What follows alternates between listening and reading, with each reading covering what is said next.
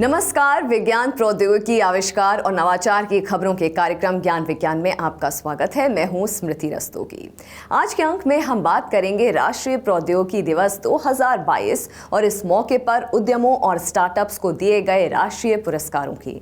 बताएंगे क्या है भारतीय शोधकर्ताओं द्वारा विकसित हाइब्रिड FRP स्ट्रेंथनिंग सॉल्यूशन।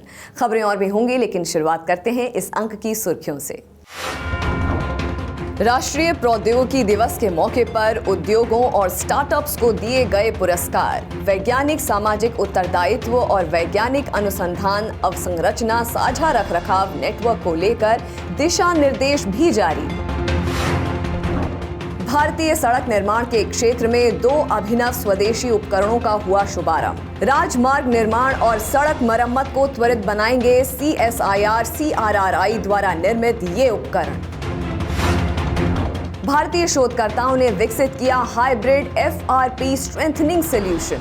सार्वजनिक संरचनाओं की उम्र बढ़ाने का लागत प्रभावी विकल्प प्रदान करेगा IIT हैदराबाद का ये आविष्कार। और पिछले 75 साल में भारत को अग्रणी बनाने वाले 75 नवाचारों की यादगार। आजादी का अमृत महोत्सव के तहत राष्ट्र निर्माण के नायकों और उनके योगदान को किया जा रहा है नमन।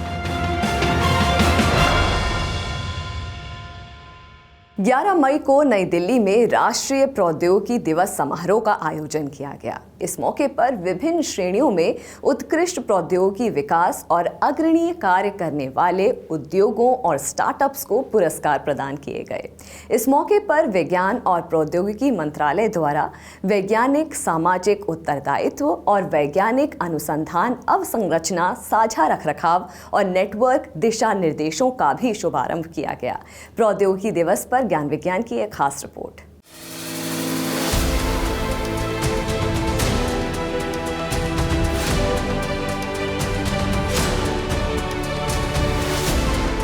ग्यारह मई भारतीय विज्ञान और प्रौद्योगिकी के इतिहास में एक महत्वपूर्ण भूमिका रखता है।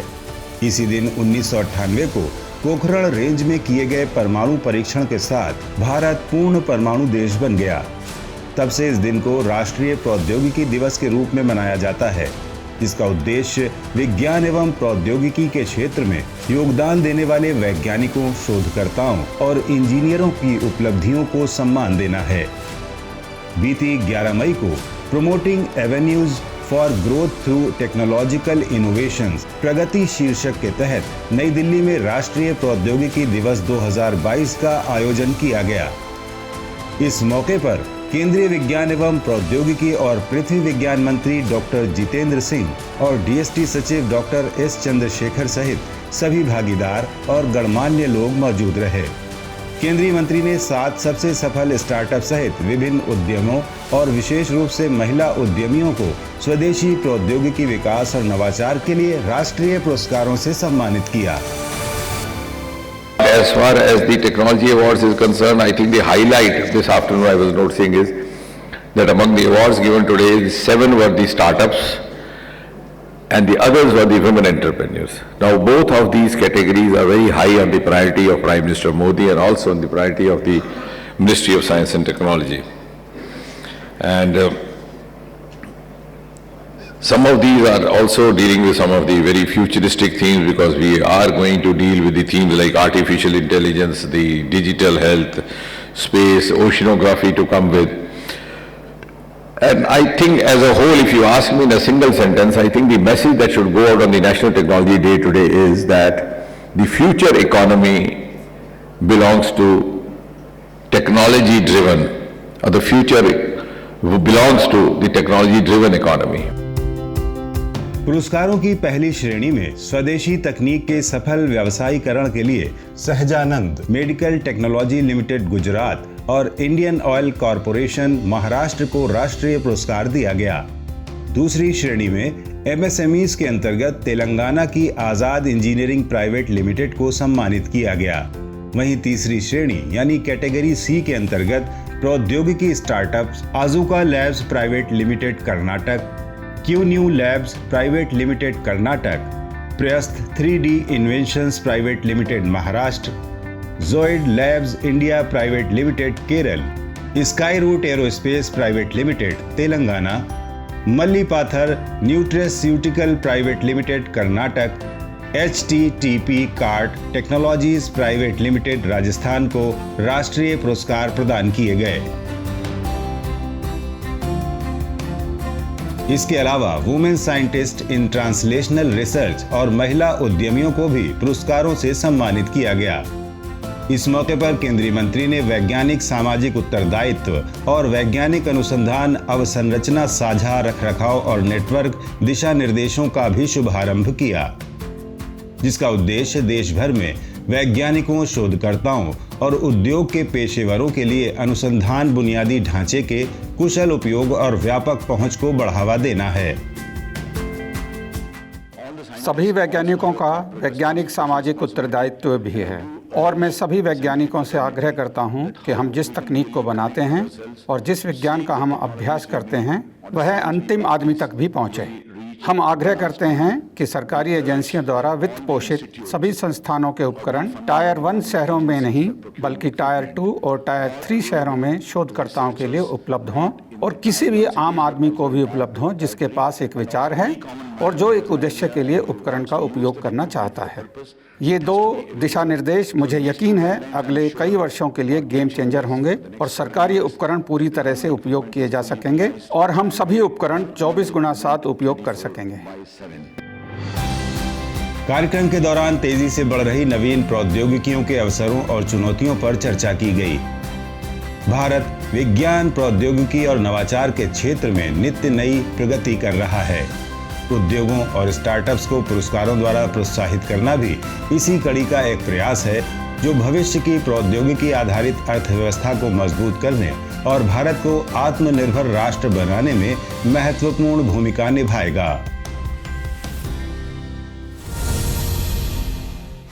भारतीय वैज्ञानिक संस्थान देश को हर क्षेत्र में आत्मनिर्भर बनाने की दिशा में काम कर रहे हैं। इसी कड़ी में CSIR के केंद्रीय सड़क अनुसंधान संस्थान द्वारा विकसित 2 नए सड़क निर्माण उपकरणों का शुभ आरंभ किया गया। उपकरणों को सार्वजनिक उपयोग के लिए जारी करते हुए केंद्रीय विज्ञान एवं प्रौद्योगिकी और पृथ्वी विज्ञान मंत्री डॉक्टर जितेंद्र सिंह ने कहा कि सड़क परिवहन और राजमार्ग के क्षेत्र में विज्ञान और प्रौद्योगिकी के बढ़ते अनुप्रयोग देश की विकास यात्रा को सुगम बना रहे हैं। ज्ञान विज्ञान की एक खास रिपोर्ट।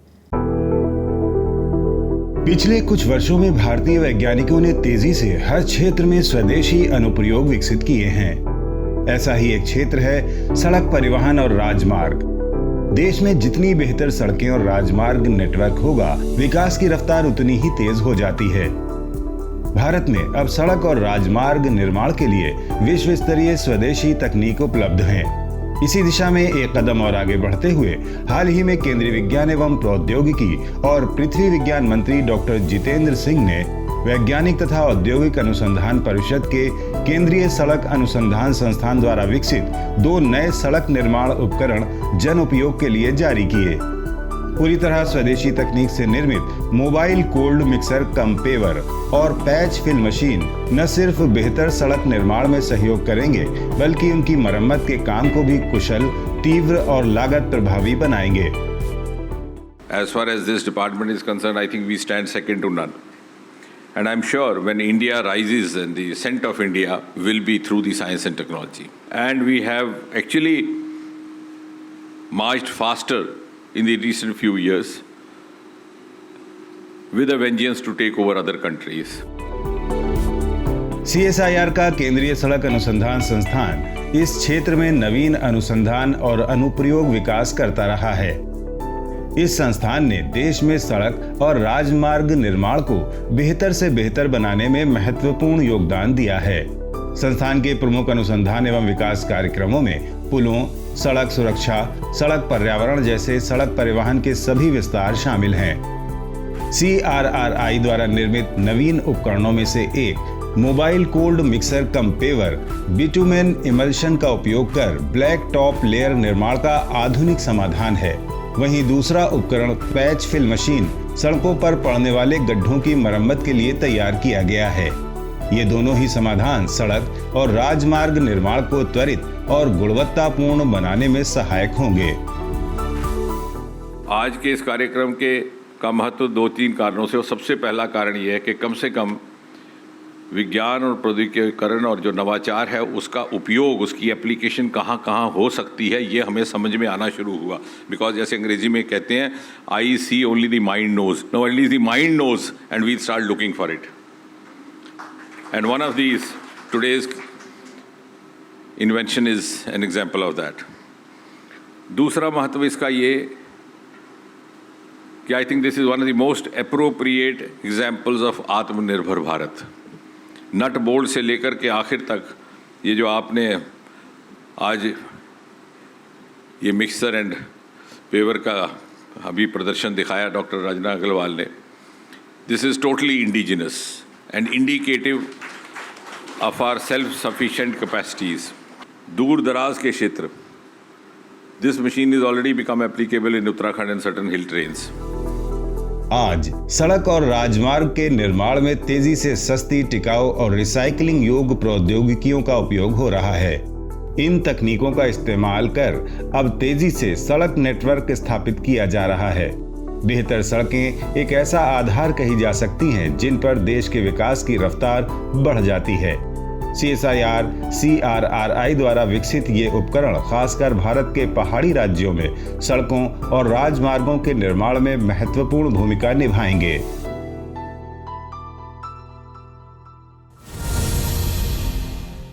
भारतीय प्रौद्योगिकी संस्थान हैदराबाद के शोधकर्ताओं ने मौजूदा निर्माण जैसे पुलों और इमारतों को मजबूत करने के लिए एक नया समाधान निकाला है। शोधकर्ताओं ने अपने अध्ययन में हाइब्रिड FRP स्ट्रेंथनिंग सॉल्यूशन विकसित किया है। यह आविष्कार सार्वजनिक संरचनाओं की उम्र बढ़ाने का लागत प्रभावी विकल्प प्रदान करने वाला है। ज्यादा जानकारी के लिए देखते हैं ज्ञान विज्ञान की एक खास रिपोर्ट। संरचना निर्माण क्षेत्र में सबसे बड़ी चुनौती पहले से बनी हुई सार्वजनिक संरचनाओं को आज की जरूरत के अनुसार अपग्रेड करना, उन्हें टिकाऊ और मजबूत बनाना है। सर्वेक्षणों के मुताबिक बहुत सी ऐसी पुरानी इमारतें, पुल जैसी संरचनाएं हैं जिन्हें तुरंत सहारे की जरूरत है। इसमें लगातार उपयोग में आ रहे रेलवे ब्रिज भी शामिल हैं। हाल के वर्षों में सिविल इंजीनियरिंग उद्योग द्वारा कंक्रीट संरचनाओं की मरम्मत और रिनोवेशन कार्य के लिए FRP फाइबर प्रबलित बहुलक कंपोजिट का इस्तेमाल किया जाने लगा है। FRP कंक्रीट और स्टील जैकेटिंग जैसे पारंपरिक समाधानों की तुलना में कम वजन के साथ बेहतर शक्ति अनुपात, उपयोग में आसान, ज्यादा टिकाऊ और जंग प्रतिरोधी गुणों वाली है। लेकिन फिलहाल इसके लिए कोई भारतीय मानक तय नहीं है। इस दिशा में भारतीय प्रौद्योगिकी संस्थान हैदराबाद की कास्टकॉन प्रयोगशाला के शोधकर्ताओं ने विभिन्न भार संयोजनों के साथ ताकत और लचीलेपन में सुधार के लिए एक अभिनव हाइब्रिड FRP सुदृढ़ीकरण तकनीक विकसित की है।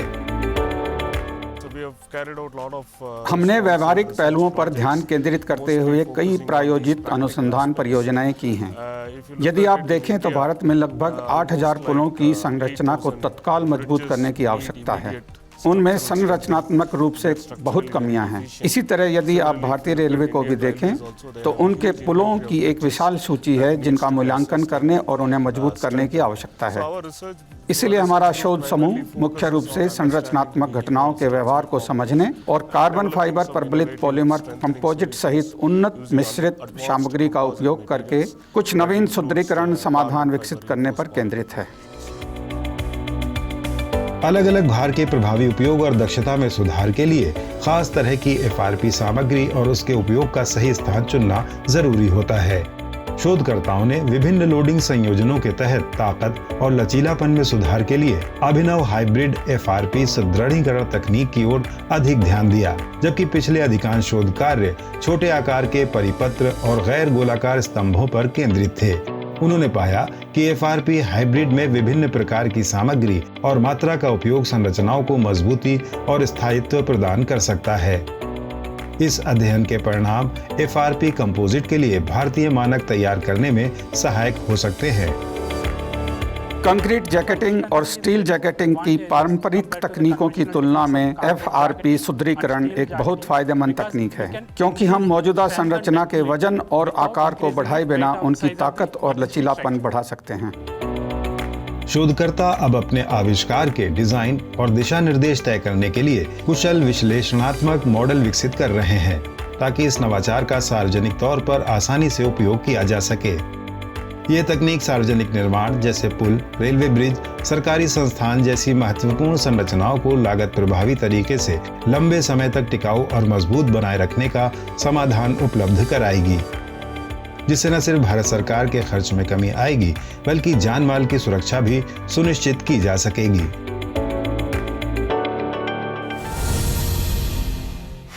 देश स्वतंत्रता के 75 वर्ष पूरे कर रहा है। इस मौके पर हर तरफ आज़ादी का अमृत महोत्सव के तहत स्वतंत्रता संग्राम और उसके बाद राष्ट्र निर्माण के नायकों और उनके योगदान को याद किया जा रहा है। ज्ञान विज्ञान भी पिछले 75 वर्षों में भारत को अग्रणी बनाने वाले नवाचारों को याद करते हुए उन पर एक सीरीज शुरू कर रहा है। इस सीरीज में हम आने वाले हफ्तों में 75 पथ प्रदर्शक भारतीय नवाचारों से आपको एक बार फिर परिचित कराएंगे। शुरुआत करते हैं 2022 से।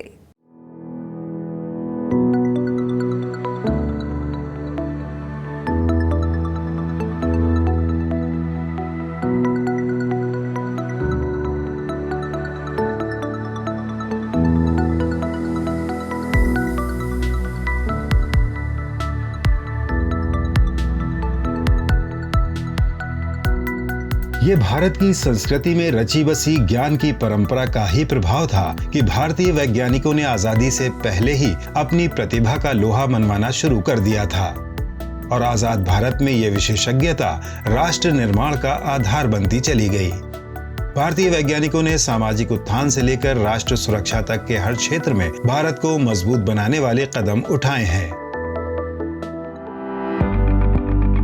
आज से शुरुआत करें तो इस साल भारत सरकार द्वारा 16 जनवरी को स्टार्टअप दिवस के तौर पर मनाने की घोषणा की गई। इस पहल के तहत राष्ट्र की आर्थिक प्रगति और नवाचार इकोसिस्टम को मजबूत करने का आधार माने जाने वाली स्टार्टअप यूनिट्स को प्रोत्साहित किया जाएगा। भारत के लिए इनोवेशन और भारत से इनोवेशन मंत्र के तहत स्टार्टअप संस्कृति को शहरों से लेकर दूरदराज ग्रामीण क्षेत्रों तक पहुंचाया जाएगा। कोरोना महामारी से जब पूरा विश्व जूझ रहा था, हैदराबाद स्थित भारत बायोटेक कंपनी ने रिकॉर्ड समय में कोरोना के खिलाफ टीका विकसित करने में सफलता पाई।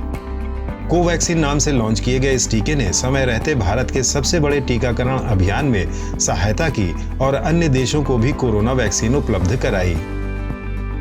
देश में पहली बार ऑनलाइन तकनीक का इस्तेमाल टीकाकरण अभियान के लिए किया गया। भारत सरकार ने कोविन ऐप और पोर्टल की शुरुआत की, जिसके द्वारा दुनिया का सबसे बड़ा टीकाकरण मिशन चलाना आसान और संभव हो सका। अब भारत अपने इस पोर्टल को दुनिया के साथ साझा करने के लिए तैयार है। साल 2020 कई नवोन्मेषी बदलाव का गवाह बना। इनमें से एक नवीन शिक्षा नीति NEP 2020 भी है। समय की जरूरत और तेजी से आ रहे बदलावों को ध्यान में रखते हुए लंबे समय बाद नई और आधुनिक शिक्षा नीति को लागू किया गया, जिसमें पारंपरिक तरीके को खत्म कर कई अहम फैसले लिए गए। उच्च शिक्षा आयोग का गठन, संगीत, खेल, योग अब मुख्य पाठ्यक्रम का हिस्सा है। स्कूलों में 10+2 फॉर्मेट के स्थान पर 5+3+3+4 फॉर्मेट को शामिल करने की सिफारिश की गई। नवीं कक्षा से विषय चुनने की आजादी, PhD के लिए 3 साल डिग्री के बाद 2 साल स्नातकोत्तर करके PhD में प्रवेश का मौका जैसे अहम बदलाव शामिल हैं। देश में पहली बार अल्ट्रा सुपर क्रिटिकल तकनीक को लाया गया। इस तकनीक से NTPC का पहला 800 मेगावाट क्षमता का थर्मल पावर प्लांट छत्तीसगढ़ के सीपत में निर्मित किया जा रहा है। यह तकनीक मौजूदा सुपर क्रिटिकल तकनीक से 5 गुना ज्यादा दक्ष है। इस तकनीक के इस्तेमाल से घरों और उद्योगों को सस्ती बिजली उपलब्ध कराने का लक्ष्य पूरा किया जा सकेगा। भारत ने पिछले वर्षों में अपनी सामरिक शक्ति को तेजी से अत्याधुनिक और आत्मनिर्भर बनाने का काम किया है।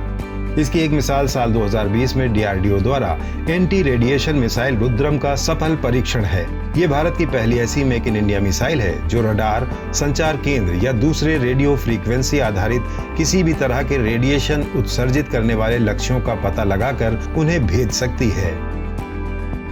रोहतांग पास में बनाई गई दुनिया की सबसे लंबी राजमार्ग सुरंग की शुरुआत एक बड़ी उपलब्धि है। 9.02 किलोमीटर लंबी ये सुरंग मनाली और लेह के बीच की दूरी को 46 किलोमीटर तक कम कर देती है और हर मौसम में मनाली को लाहौल स्पीति घाटी से जोड़े रखेगी।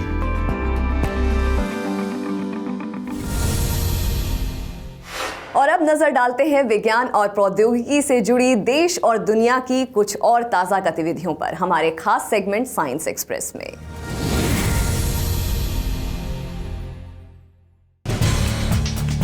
भारतीय प्रौद्योगिकी संस्थान कानपुर के शोधकर्ताओं ने अमेरिका के मैसाचुसेट्स इंस्टीट्यूट ऑफ टेक्नोलॉजी के साथ मिलकर नवीन जल शोधन उपकरण विकसित किया है। A vessel and a method for purifying water and monitoring quality of water नाम का यह आविष्कार 2 रुपए प्रति लीटर से भी कम लागत पर जीरो रखरखाव के साथ अकार्बनिक संदूषण मुक्त पानी का उत्पादन करने में सक्षम है और लगभग हर तरह के जल प्रदूषण की निगरानी करने में मदद कर सकता है। ये डिवाइस एक बेसिकली कोलैप्सिबल बॉटल है जिसके अंदर आयन एक्सचेंज रेजिन्स है। सो आपको इसमें पानी फिल करना पड़ेगा और आप मैनुअली इसको शेक करेंगे 2 मिनट तक। तो ये जो आयन एक्सचेंज रेजिन है, ये सब जो हैवी मेटल पॉल्यूटेंट्स है वाटर में, जैसे क्रोमियम, कैडमियम, लेड, ये एब्जॉर्ब कर लेगा। तो इसमें आपका वाटर का प्योरिटी बढ़ जाएगा क्योंकि इसमें हैवी मेटल्स नहीं होंगे। और एट द सेम टाइम अगर ये जो आयन एक्सचेंज रेजिन्स है वो लैब में शिप किया गया तो उससे हम लोग ये निकाल सकते हैं कि उसमें कितने हैवी मेटल कंसंट्रेशन था। सो ये एक सिंगल चैनल में आपका वाटर प्यूरिफिकेशन भी हो रहा है, at the same time monitoring भी हो रहा है। तो यही है unique USP of this product. हाल ही में असम के जोरहाट में आइकॉनिक 75 इंडस्ट्री कनेक्ट कार्यक्रम का आयोजन किया गया। कार्यक्रम के उद्घाटन समारोह में शामिल हुए केंद्रीय विज्ञान एवं प्रौद्योगिकी और पृथ्वी विज्ञान मंत्री डॉक्टर जितेंद्र सिंह ने स्वदेशी नवाचार के साथ स्थायी स्टार्टअप निर्माण पर जोर दिया और कहा कि अभिनव स्टार्टअप भारत को वैश्विक महाशक्ति बनाने का सूत्रधार होंगे। इस बार इंडस्ट्री कनेक्ट कार्यक्रम को आजादी के 75 वर्ष के उपलक्ष्य में आइकॉनिक 75 इंडस्ट्री कनेक्ट का नाम दिया गया है, जो कि उद्योगों तक पहुंच बनाने के लिए CSIR, DBT, DST जैसे भारत सरकार के वैज्ञानिक विभागों और पृथ्वी विज्ञान मंत्रालय का एक संयुक्त प्रयास है। इस आयोजन का उद्देश्य 10 विषयगत क्षेत्रों में उद्योग के साथ साझेदारी बनाना है। इस मौके पर डॉक्टर जितेंद्र सिंह ने विश्व स्तरीय उत्पाद बनाने से लेकर उन्हें बाजार तक पहुंचाने हेतु अनुसंधान एवं विकास में उद्योग जगत से सार्थक निवेश के लिए आग्रह किया। इस अवसर पर औषधीय एवं सुगंधित पौधों और फूलों की खेती से संबंधित क्षेत्रों में CSIR प्रौद्योगिकियों पर एक प्रस्तुति दी गई। इसके साथ ही इन उत्पादों के मूल्य संवर्धन, खाद्य प्रौद्योगिकी और चमड़ा तथा चमड़े के उत्पादों को प्रस्तुत किया गया। वैज्ञानिकों ने हिमालय स्थित लद्दाख से लगभग 3.5 करोड़ साल पुराने दुर्लभ सांप के जीवाश्म की खोज की। ये पहली बार है जब क्षेत्र में एक मैट्सोइडे सांप के जीवाश्म मिले हैं। यह खोज उप महाद्वीप में पहले के अनुमानों की तुलना में कहीं अधिक समय पहले इन सांपों के पाए जाने के संकेत देती है।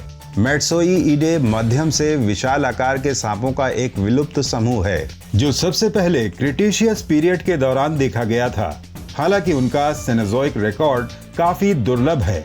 जीवाश्म के रिकॉर्ड से ऑस्ट्रेलिया को छोड़कर अधिकांश गोंडवाना महाद्वीपों में पेलियोजेन के मध्यकाल में पूरा समूह गायब हो गया।